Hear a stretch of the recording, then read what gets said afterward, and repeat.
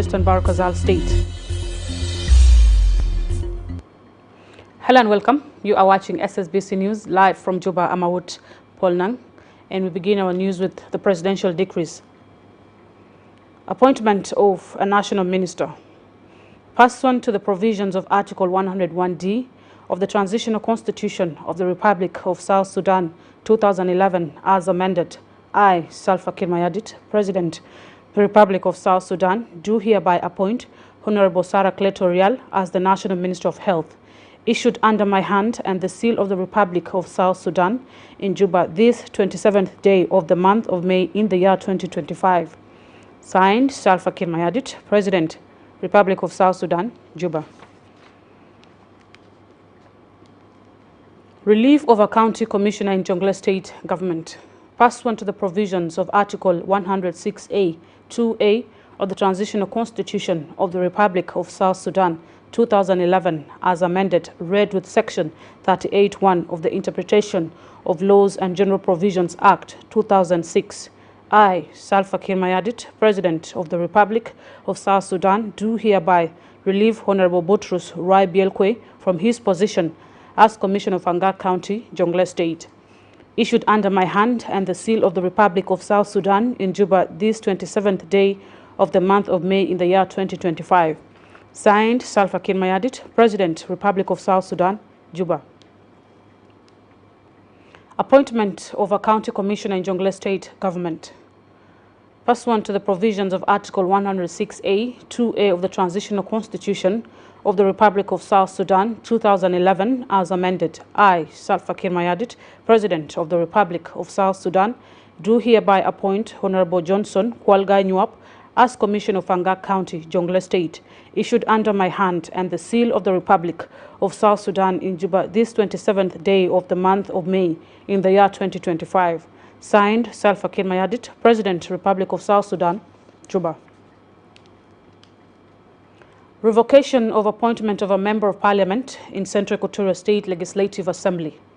Pursuant to the provisions of Article 106A, 2A of the Transitional Constitution of the Republic of South Sudan, 2011, as amended, read together with Section 38(1) of the Interpretation of Laws and General Provisions Act, 2006, I, Salva Kiir Mayardit, President of the Republic of South Sudan, do hereby revoke the appointment of Honorable Alice Kiden Benjamin as a Member of Parliament in Central Equatoria State Legislative Assembly representing DC, issued under my hand and the seal of the Republic of South Sudan in Juba this 27th day of the month of May in the year 2025. Signed, Salva Kiir Mayardit, President, Republic of South Sudan, Juba. Appointment of a Member of Parliament to Central Equatoria State Legislative Assembly. Pursuant to the provisions of Article 106A, 2A of the Transitional Constitution of the Republic of South Sudan, 2011, as amended, I, Salva Kiir Mayardit, President of the Republic of South Sudan, do hereby appoint Honorable Kenyiwani David as a Member of Parliament to Central Equatoria State Legislative Assembly representing DC, issued under my hand and the seal of the Republic of South Sudan in Juba this 27th day of the month of May in the year 2025. Signed, Salva Kiir Mayardit, President, Republic of South Sudan, Juba. Relief of a Member of Board of the South Sudan Civil Service Commission.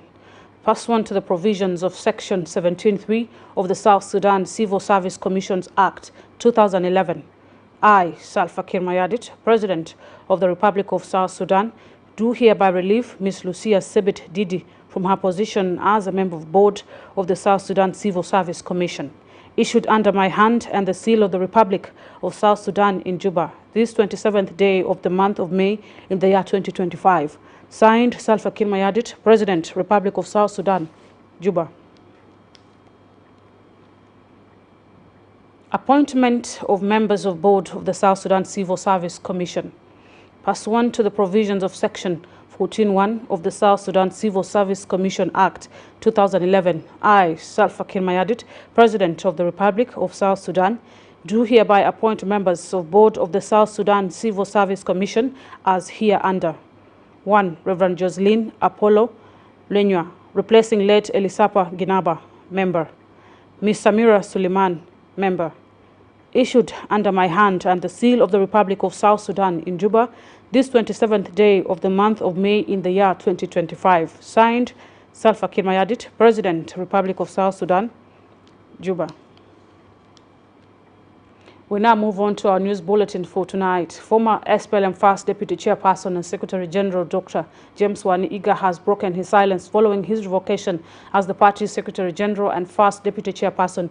Dr. Iga made his first public appearance since his removal to congratulate his successor, Vice President Dr. Benjamin Bolmel, describing leadership transition as a normal and necessary step in revitalizing the SPLM's foundational principles. He urges citizens to avoid speculation and instead work together to promote national unity and development, pledging his full support to Vice President Bolmel, who during his recent assumption of office presided over by SPLM Chairperson and President Salva Kiir vowed to protect war veterans and uphold party ideals amid ongoing political generational transition.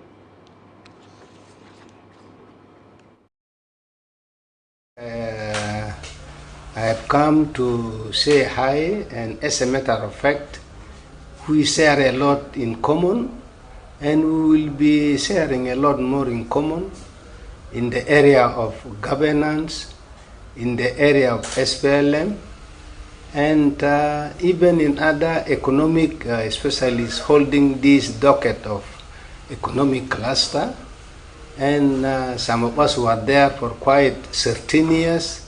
And I think we can become useful. So we agreed we will be cooperating in different ways, really for the welfare of the people of South Sudan, and specifically for the welfare of the SPLM. So in short, we are going to be consulting, we will be working in solidarity. And our people also should remain calm. Changes with our Huma all over the world are like that. Nobody is permanent. Juba and Ottawa have renewed their partnership to improve educational and healthcare services across South Sudan. This follows a meeting on Tuesday between the Vice President for the Service Cluster, Josephine Joseph Lagu, and the Canadian Ambassador to South Sudan, Joanne Means, held in Juba. Speaking to the media, Vice President Lagu's Press Secretary, Nazario Marcelo, explained that the discussions focused on the key priorities of the service cluster, with a special emphasis on expanding primary and secondary education, which remains at the top of the agenda.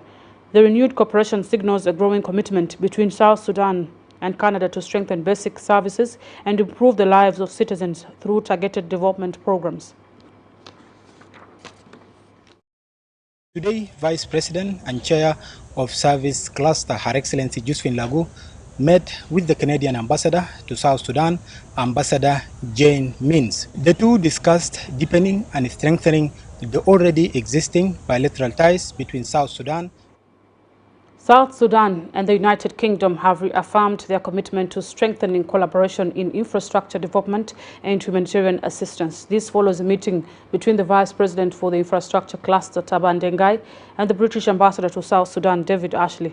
The discussion focused on evaluating the process of UK-funded infrastructure projects, particularly in regions hard hit by flooding and violence. In a media statement, Taban's Press Secretary, Maniel Dudcock, says the Vice President updated Ambassador Ashley on his recent visit to Unity State, where he assessed the impact of the floods. Ambassador Ashley, in response, reaffirmed the UK's continued commitment to supporting humanitarian relief efforts across the country. I paid an introductory call on His Excellency the Vice President and head of the Infrastructure Cluster this afternoon. I repeated the UK's commitment to South Sudan, including on our priority areas of health and education and humanitarian affairs. And I reiterated our wish to see a restoration of dialogue between the senior leaders in this country, releasing of detainees, and a restatement of the nationwide ceasefire. Peace in South Sudan matters to all of its friends and partners. The world and the region have enough problems as it is without adding more to them, and we know that the people of South Sudan desperately want. Reverting your attention to regional parliamentary development, South Sudan is set to host a high-level regional parliamentary meeting in early June, a move that underscores the country's growing stability and regional engagement. This follows the conclusion of the East African Bureau of Speakers meeting in Dar es Salaam, Tanzania, which brought together parliamentary speakers from across the region to discuss solidarity and strategic partnerships. Speaking to the media upon her return to Juba, Speaker of the Transitional National Legislative Assembly, Gemma Nunu Kumba, confirmed that the forum has also scheduled the upcoming East African Legislative Assembly Games to be held in Burundi. Speaker Nunu highlighted the Council of State's participation in the Tanzania meeting, emphasizing the importance of South Sudan's active voice in shaping regional interparliamentary affairs.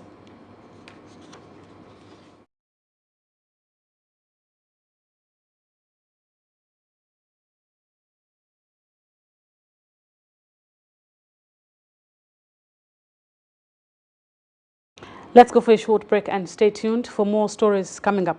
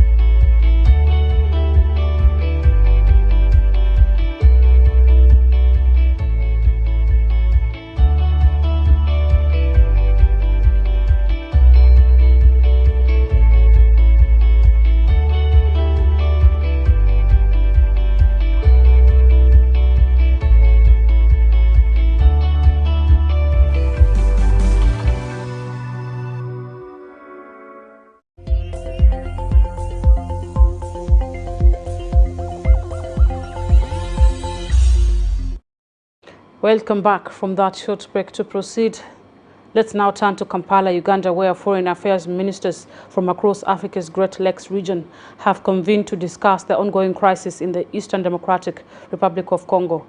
As M23 rebel activity intensifies, the ministerial talks aim to address the root causes of instability and lay the groundwork for a long-term peace solution. These discussions are a precursor to tomorrow's 12th Regional Summit on Peace and Security, where heads of state are expected to endorse a new roadmap for regional stabilization. Abraham Felix reports. Ministers from the region are working around the clock to craft a coordinated response to the escalating violence in the eastern DRC. The focus is to tackle the underlying drivers of conflict and forge a unified path toward peace. South Sudan Foreign Minister Mande Simaya Kumba joined his counterparts in calling for enhanced regional security cooperation and stronger governance frameworks to prevent further unrest. Uganda Minister of State for Foreign Affairs John Mulimba reaffirmed Kampala's dedication to the peace process, stating, "We will continue to work closely with the regional and international partners to silence the guns and to ensure that peace, security and prosperity take root across the Great Lakes region. Let us use this opportunity to renew our shared vision, deepen our collaboration, leave no country, no community, no person behind. Let us turn our commitments into action and our promises into progress." South Sudan Ambassador to Uganda Paul Molonk Akaro emphasized that the gathering also aims to assess both the progress and obstacles in implementing the 2013 Peace, Security and Cooperation Framework, a landmark agreement signed by 13 countries. So the meeting went very well. We have also contributed in this meeting with regard to the implementation of the peace agreement in South Sudan and our contribution to the regional peace. This is the reason why we came here to participate, to ensure that we will be able to play a very critical role in the regional peace and stability. All attention now turns to tomorrow's high-level summit, where leaders are expected to finalize and renew a peace roadmap aimed at fostering cross-border security operations and accelerating the mobilization of armed groups. The summit marks a critical test of regional unity as the Great Lakes nation confront the growing threat of conflict in the eastern DRC. Abraham Felix, SSB. South Sudan is seeking to emulate Brazil's agricultural success story to combat its persistent food insecurity. Following a high-level delegation's visit to the Latin American nation, the week-long engagement explored how Brazil, once battling widespread hunger, transformed itself into a food self-sufficient powerhouse through decades of agricultural research and innovation. The South Sudanese delegation participated in the Brazil-Africa Dialogue on Food Security, Hunger and Rural Development. The discussion centered on leveraging Brazil's extensive expertise to bolster agricultural output and achieve similar food security across African nations. Key outcomes of the dialogue include identified opportunities for South Sudan to directly benefit from Brazil's 5 decades of agricultural research. Officials highlighted the potential for significant technical expertise transfer under a South Sudan cooperation framework. Upon their return to Juba International Airport, Undersecretary for Food Security, John Canicio, says follow-up meetings are already being planned to formalize the partnership and initiate the transfer of Brazilian agricultural know-how. During the dialogue and discussion, the delegation was introduced to opportunities South Sudan can tap along other African countries to benefit from the agricultural research that has taken place over the last 50 years and more in Brazil, and help them to come out of food insecurity and hunger.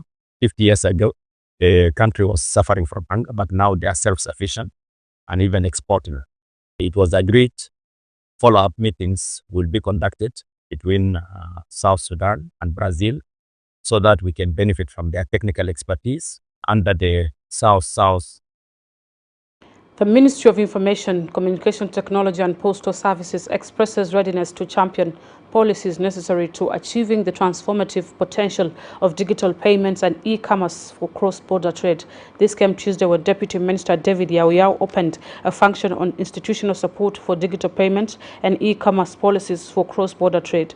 The Deputy Minister says the Ministry fully supports Smart African Alliance veto of Single Digital Market for Africa, adding that the event offers opportunity for stakeholders, government ministries, regulatory bodies, financial institutions, private sector players, civil society organizations, and development partners to engage in constructive dialogue, share experiences, and chart a way forward.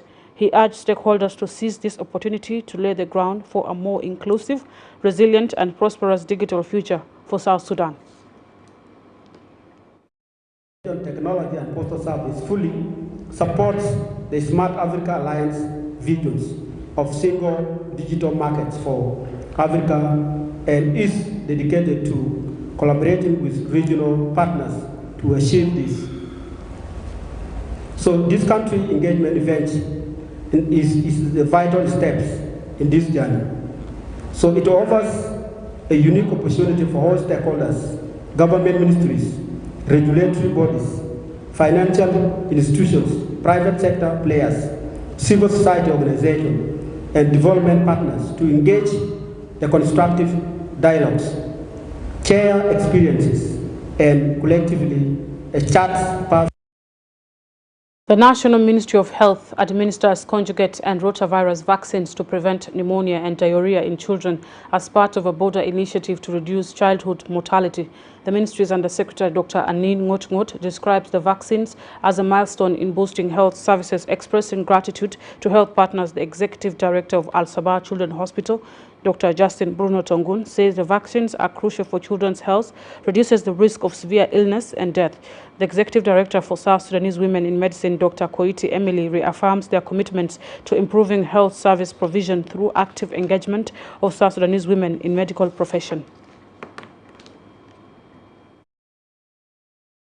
Our public health journey and the official launching of the pneumococcal conjugate vaccine, PCV, and the rotavirus vaccine in our national immunization programs. I would like to thank our development partners, the WHO, the UNICEF, Gavi, and the local stakeholders for their technical and financial support in making this occasion possible.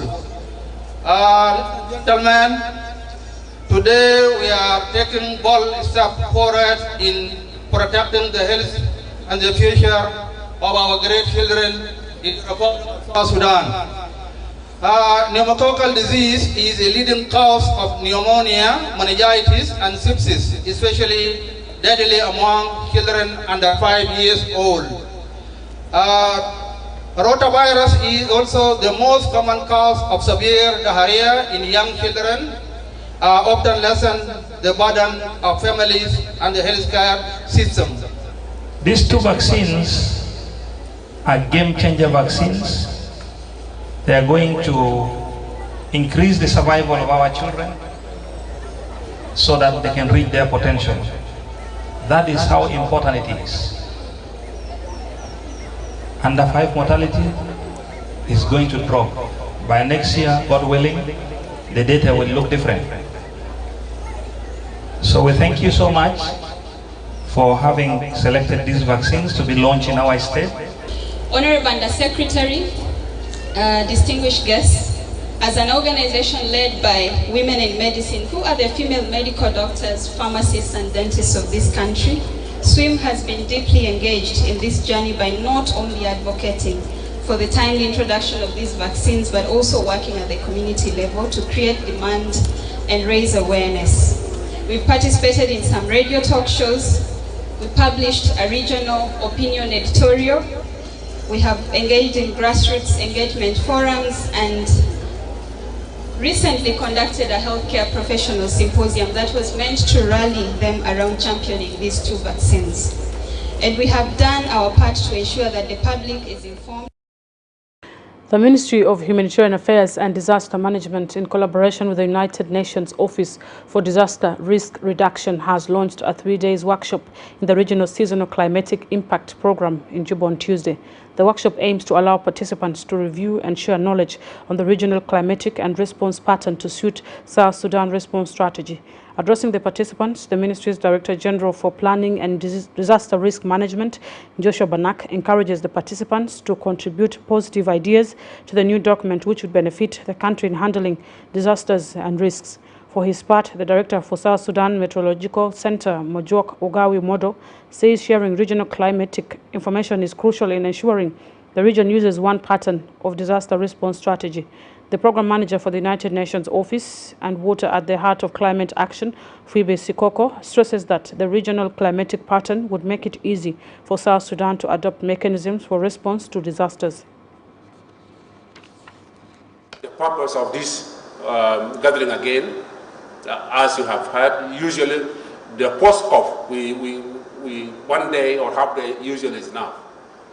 But we thought that first, to maximize our benefit from this project, we will do a similar exercise to contextualize the regional climate outlook into the case of South Sudan.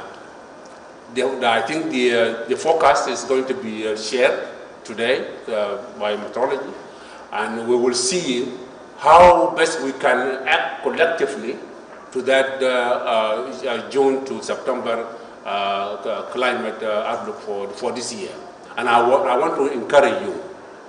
I want to encourage you. We cannot have the same energy, all of us. That's true. Especially with this weather today. Some of us would like to be under the blanket. But when you decide to be under the blanket, you are disadvantaged somebody out there in Rouen or in Nasser or in Numili who is waiting for your decision today. What are you going to do about this current climate outlook, JJ 2025? South Sudan and Sudan, the rainy season contributes 80% of rainfall or rain, which also contributes to the development of the economy in the mentioned countries. We are grateful for humanitarian affairs and sharing the focus with the users and the stakeholders, because the information is very useful for the priorities sectors, and how to disseminate it needs institutions like the humanitarian affairs that help to pass the information to our community and even to the decision makers. This particular program looks towards supporting South Sudan towards mitigating the impacts of water-related risks and disasters, but also to increase the resilience of the vulnerable people. These are the people who will be affected by the floods. These are the people who are being affected by droughts. This initiative also looks at strengthening the local perspective, and it ensures that the local perspective remains the starting point of each and every activities that will be undertaken in this particular initiative. Further to say is that throughout the design of this particular program, the communities remain at the center of it, or as most people say, that we are working towards ensuring that our early warning systems are people-centered. Just to conclude is to say that one, the early warning system will remain effective and strong if all the different pillars of the early warning. Jonglei State Governor Dr. Rigathi Gachagua and his accompanying delegation inspected the general situation in Pokutap area of Ager Payam, Duke County on Monday. Addressing a public rally, Dr. Gachagua calls on people of Duke County to support government efforts in achieving a durable peace and development. The Commissioner of Duke County, John Chatim Rai, affirms commitment to supporting peace and unity in the state.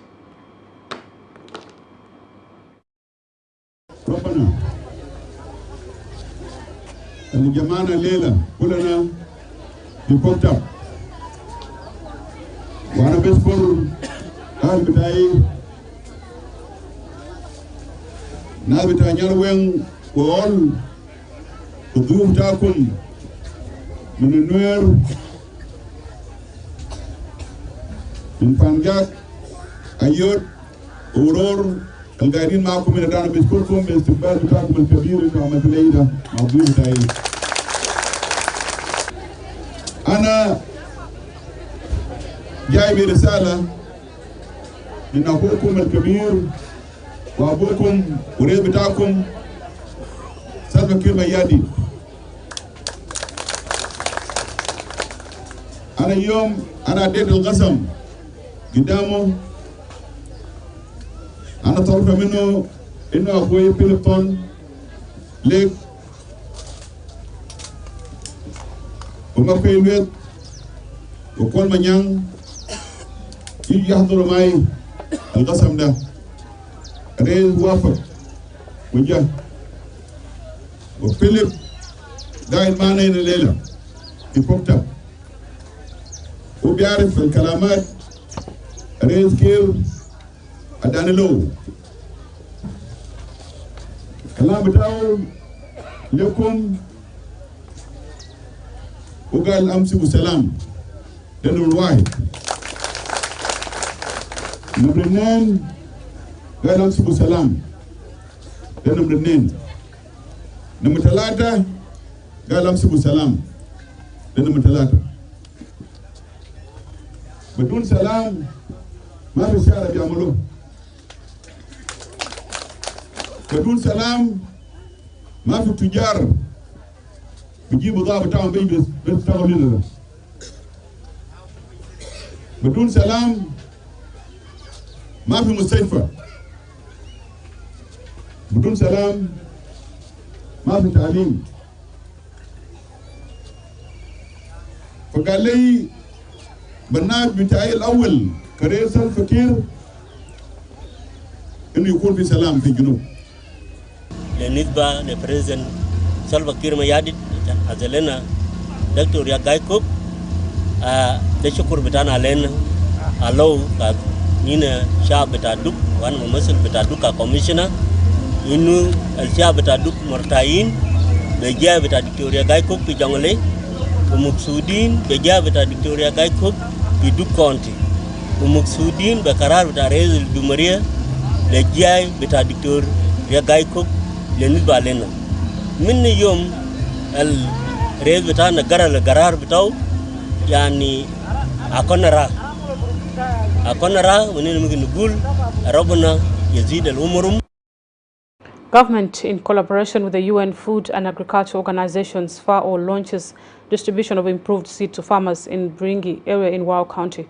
Speaking at the event, Western Bahr el Ghazal State Minister of Parliamentary Affairs, Rodolphe Andrea Ojeka, encourages citizens to engage in agriculture to increase food production. The State Minister of Agriculture, Valentino Akech Akwar, appreciates partners for supporting South Sudan's agriculture sector. Representative of the UN Food and Agriculture Organization, Islam Mohammed Tawfiq, underscores the organization's continued support to boosting food production.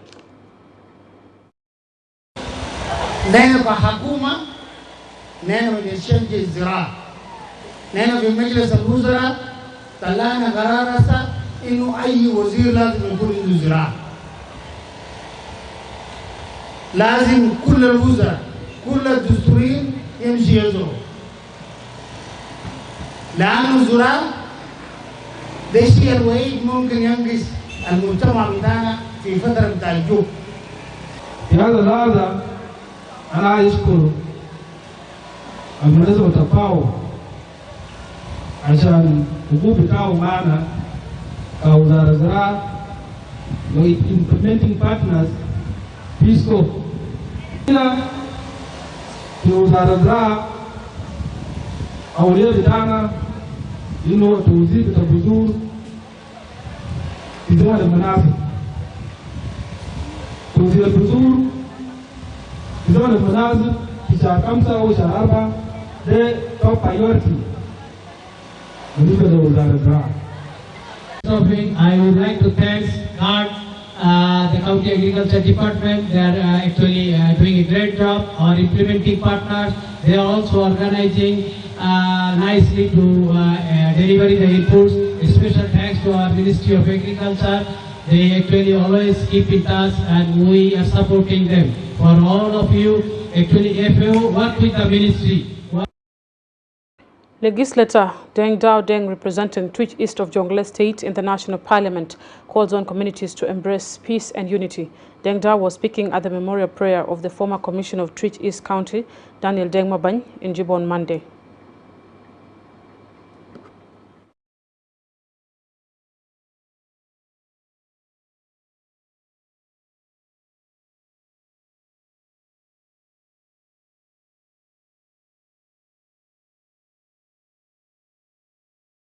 Today, as we reflect on the journey of late former commissioner, I want to pay special tribute to His Excellency President Salva Kiir Mayardit, President of the Republic of South Sudan, for having appointed him twice. We are just at the corner to celebrate our 12th Independence Day.